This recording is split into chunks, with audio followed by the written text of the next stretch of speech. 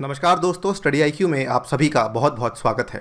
सन 2019 में जब भारत ने जम्मू कश्मीर का स्पेशल स्टेटस हटाया था, आर्टिकल 370 को ख़त्म करने के बाद जब भारत ने जम्मू कश्मीर का स्पेशल स्टेटस को हटाया तो पाकिस्तान ने इंडिया के ऊपर आरोप लगाया कि इंडिया नरसंहार करता है, इंडिया जेनोसाइड करता है, और इस आरोप को पाकिस्तान ने उठाया था यूएन ह्यूमन राइट्स काउंसिल में। अब अपने जवाब देने के अधिकार को इस्तेमाल करते हुए भारत ने पाकिस्तान को जवाब दिया है कि आप पहले अपने गिरबान में झांकिए और जो आपके घर में हो रहा है उसके ऊपर गौर कीजिए, इसके पहले कि आप किसी और के ऊपर आरोप लगाएं। सो यहाँ पर हम समझेंगे और जानेंगे कि इंडिया ने बेसिकली पाकिस्तान को लेकर क्या कहा एट द UNHRC। आइए स्टार्ट करते हैं मेरे साथ। मेरा नाम है अनिरुद्ध। इस लेक्चर की PDF को यदि आप डाउनलोड करना चाहते हैं तो मेरे टेलीग्राम चैनल पे जाइए जिसका नाम है अनिरुद्ध सर, और इंस्टाग्राम और ट्विटर पे भी आप मुझे फॉलो कर सकते हैं इन IDs के ऊपर। स्टडी आईक्यू की ऐप लॉन्च हो चुकी है। ऐप के ऊपर ये वाले कोर्सेज अवेलेबल हैं जो कि मैंने खुद तैयार किए हैं। इनको आप वहाँ पे जाके बाय कर सकते हैं। 1000 MCQs हिस्ट्री, 1000 MCQs पॉलिटी और UPSC past year prelims discussion, ये आने वाले UPSC के प्रीलिम्स के लिए काफ़ी ज़्यादा हेल्पफुल हो सकते हैं, जो कि 4 अक्टूबर को प्लान किया गया है। ऑल राइट, स्टार्ट करते हैं। ये एक न्यूज़ कटिंग है, timesofIndia.com से लिया गया है, आप चेक कर सकते हैं वहाँ पर जाकर। India slams Pakistan for raising Kashmir at UNHRC, asks it to introspect on its grave human rights situation. Basically Bharat ने पाकिस्तान की यहाँ पे निंदा की, ये कहते हुए कि आप कश्मीर का इशू उठाते हैं UNHRC में, लेकिन हम आपसे पूछते हैं कि पहले आप अपने गिरबान में झांक के देखिए कि आपके यहाँ पर कितना हनन हो रहा है मानवीय अधिकारों का और क्या क्या चीज़ें आपके यहाँ पे हो रही हैं। एग्जैक्टली भारत ने क्या कहा?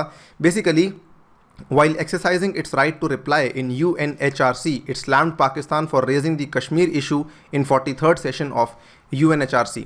इंडिया ने कुल मिला के 2 बड़ी चीज़ों के ऊपर गौर करने की बात की। सबसे पहले तो उन्होंने कहा कि आपके यहाँ एक तो होता है अनअबेटेड टॉर्चर, यानी कि यातना होती है। दूसरी चीज़, systematic persecution of religious minorities and human rights violation of Balochis and Pashtuns. तो जो तो टॉर्चर हो रहा है वो हो रहा है बलूचिस का और पश्तून्स का, ये 2 समुदाय हैं वहाँ पे, और सिस्टमैटिक परसिक्यूशन हो रहा है रिलीजियस माइनॉरिटीज़ का, यानी कि व्यवस्थित उत्पीड़ना कह सकते हैं आप। कुछ ऐसे अल्पसंख्यक समुदायों की, पर्टिकुलरली मैं कहूँगा धार्मिक अल्पसंख्यक समुदायों की उत्पीड़ना की जाती है पाकिस्तान में। इंडिया ने कहा it is questionable that a country of serious credibility issues would talk about human rights and self determination, कि ये काफ़ी सवाल उठाने वाली बात है कि एक कंट्री जिसके खुद के अंदर ऐसा हो रहा है वो किसी और के ऊपर सवाल उठाए। बेसिकली अगर हम थोड़ी सी हिस्ट्री को देखें, 2019 में जब हमारे गवर्नमेंट ऑफ इंडिया ने आर्टिकल 370 को अबॉलिश किया था from constitution of India and converted Jammu Kashmir into a union territory, उसके बाद पाकिस्तान ने जवाब दिया था। सितंबर 2019 में इन्होंने इस चीज़ को उठाया UNHRC में और कहा कि India is involved in genocide in Kashmir, यानी कि भारत कश्मीर में नरसंहार करता है। This Pakistan said while addressing the United Nations human rights forum. With no success in the earlier attempt, Pakistan repeated its false rhetoric in 43rd session of UNHCR। दोबारा से इन्होंने इस चीज़ को दोबारा कहा, लेकिन इस बार भारत ने इसका अच्छा जवाब दिया है। भारत ने हिपोक्रेसी ऑफ पाकिस्तान के दोगलेपन को सामने दिखाते हुए कहा है कि यहाँ पर कुल मिला के 2 बड़ी चीज़ें हैं, 2 ऐसे इश्यूज़ हैं, 2 ऐसे मुद्दे हैं जिसमें पूरी विश्व के समुदाय को, पूरी वर्ल्ड कम्युनिटी को इमीडिएट अटेंशन देने की बहुत ज़्यादा आवश्यकता है। सबसे पहला बनता है systematic persecution of religious minorities. Second is ultimate torture of Balochis and the Pashtuns. So starting with the first one, मैं सबसे पहले धार्मिक अल्पसंख्यक समुदायों की बात करना चाहूँगा।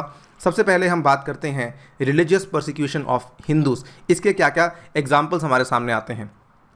सबसे पहले the Hindus are subjected to atrocities, ठीक है, और साथ ही में रिलीजियस और रेशियल इनडिस्क्रिमिनेशन, उनका बहिष्कार होता है, उनके साथ भेदभाव होता है। बहिष्कार इस हद तक होता है कि हिंदूज़ को पाकिस्तान में अछूत माना जाता है and children are forced to sit on separate benches in Pakistani government schools.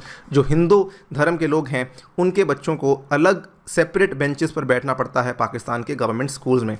यहाँ तक कि हिंदुओं को इतनी भी आज़ादी नहीं कि वो अपने फेस्टिवल्स, अपने त्यौहार और अपने रिचुअल राइट्स को अपने अनुसार परफॉर्म कर सकें।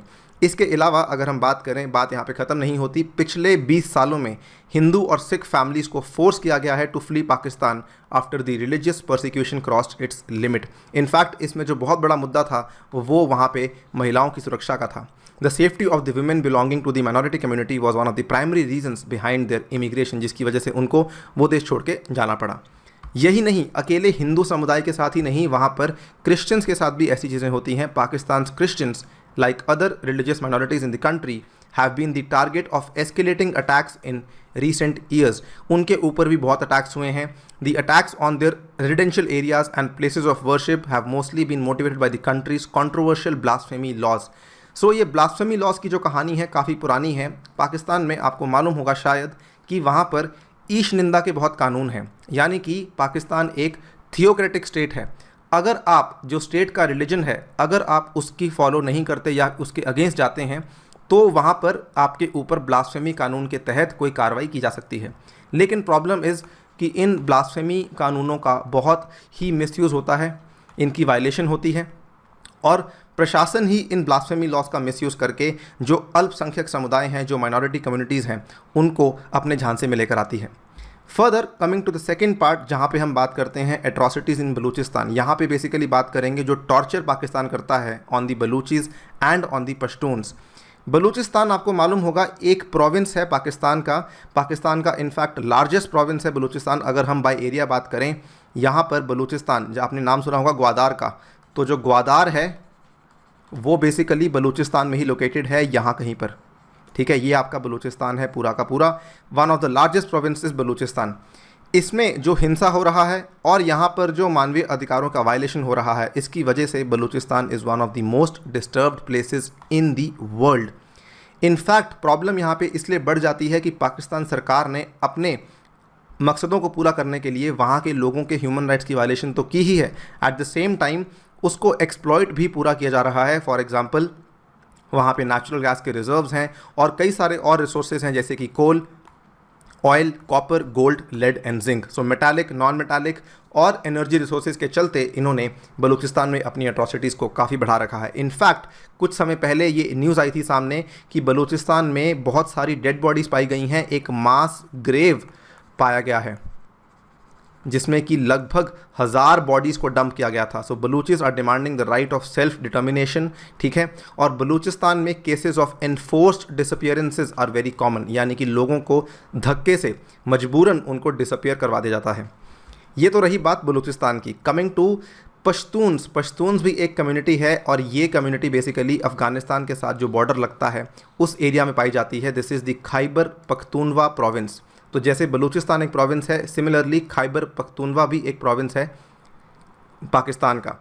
और यहाँ पर पश्तून तहफ़्फ़ुज़ मूवमेंट या फिर Pashtun protection movement is the self determination movement of Pashtun tribesman in the tribal areas of Khyber Pakhtunkhwa. और ये जो बेसिकली ट्राइबल एरिया है, ये अफ़गानिस्तान के साथ इसकी सीमा जुड़ती है। The Pashtun tribesman have been taking fire. उनके घर, उनकी संपत्ति, उनकी आजीविका, सब कुछ यहाँ पे नष्ट कर दी गई है। They have lost their families and children in this brutal war on the western front of Pakistan. तो जो प्रॉब्लम्स इंडिया की चलती हैं पाकिस्तान के साथ, सिमिलरली पाकिस्तान की कुछ प्रॉब्लम्स चलती हैं अफगानिस्तान के साथ, और उसी प्रॉब्लम्स के बीच में जो पिसे हैं वो हैं पश्तून के ट्राइब्समैन। सो यही नहीं, इनफैक्ट जो पाकिस्तान की आर्मी है, यू मस्ट नो पाकिस्तान की आर्मी ऑलमोस्ट एक पैरेलल स्टेट की तरह काम करती है और उन्होंने भी पश्तून्स के ऊपर बहुत सारी एट्रॉसिटीज़ की हैं। Pakistan raise the Kashmir issue at UN general assembly in September to divert the public attention for genuine concerns of killings and enforced disappearances of ethnic and religious minorities in Pakistan. ये भी कहा जाता है कि असल में पिछले साल सितंबर में जब पाकिस्तान ने आर्टिकल 370 के मुद्दे को उठाया था, तो बेसिकली इसलिए था कि वहाँ पर की असेंबली में कि लोगों का ध्यान पश्तून वाली एट्रॉसिटी से हटकर कश्मीर वाली चीज़ पर चला जाए। सो बेसिकली आप देख सकते हैं कि पाकिस्तान का प्रोपेगेंडा बहुत ही फॉल्स है, स्पेशली अगर हम देखें when we know that there is a lot of human rights violation by Pakistan in Pakistan.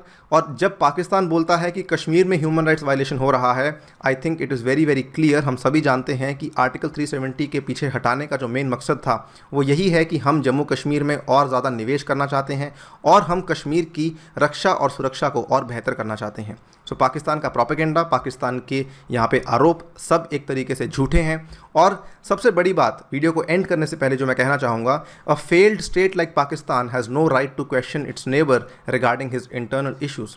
एक आपकी जो राज्य है, आपका जो स्टेट है, वो एक विफल राज्य है, तो आप किसी भी हक के थ्रू आपके नेबरहुड के ऊपर या अपनी नेबरिंग कंट्री के ऊपर कोई सवाल नहीं उठा सकते। इसी के साथ वीडियो को समाप्त करता हूँ। Thank you for listening to me. As always, stay tuned and stay safe.